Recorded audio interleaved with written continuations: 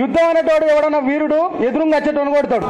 మన మీద కేసులు పెట్టి అరాచకాలు సృష్టించి అనేక రకాలుగా ఇబ్బందులు పెట్టిన వ్యక్తిని కార్యక్రమాలకు పిలిపిస్తాడు.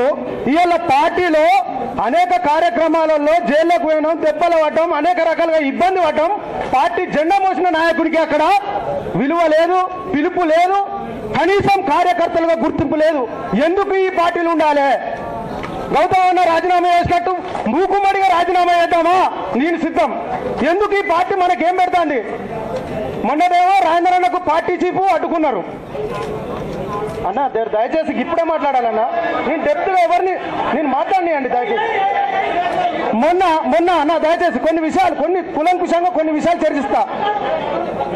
కాన్వేల మన మంత్రి గారు కౌశిక్ రెడ్డి గారు ఒక కాన్వేలు వస్తారు, ఒక దండ వేసుకుంటారు, ఒక శాలువ కప్పుకుంటారు. కాన్వేలు వస్తా అంటే మన రాజేందర్ అన్న పెంచి పోషించిన నాయకులు పార్టీలు వీరినప్పటికీ రాజేందర్ అనే ప్రేమ ఉంటుందన్న.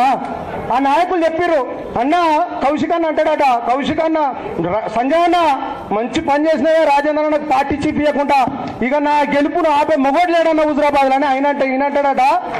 ఈ సంజయ్ అన్నాడు, తమ్మి కౌశిక్ 4 నెలల్లో ఈటల రాజేందర్ అనేటోడు నా టార్చర్ భరించలేక పార్టీని వీడి వెళ్ళిపోతాడు.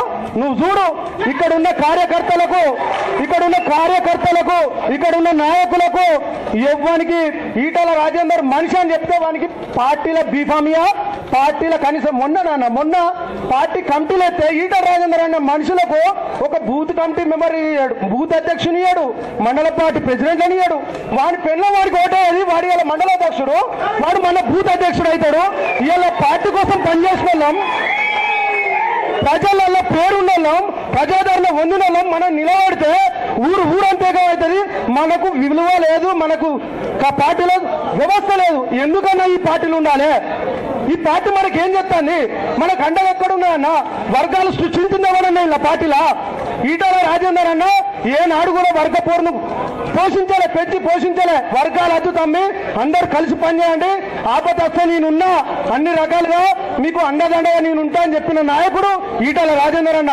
ఇవాళ గట్లాంటి నాయకుడిని పట్టుకొని మా రాజేందర్ అన్న పోయి కరీంనగర్లో ఇట్లా రాజకీయాలు చెప్తాను అనే నీకేం హక్కు ఉన్నది? నువ్వు ఎవరు హుజరాబాద్ లో రాజకీయం చేయడానికి? చెప్పు. ఒకవేళ ఇదంతా పెద్ద కుట్రనా? ఈటల రాజేందర్ బీసీ సామాజిక వర్గానికి చెందిన నేత, బీసీని కరీంనగర్ జిల్లాలో 13 కాన్స్టిట్యున్సీ పరిధిలో అసెంబ్లీ స్థానాలలో ప్రతి గ్రామానికి తెలిసిన వ్యక్తి ఈటల రాజేందర్ అన్న.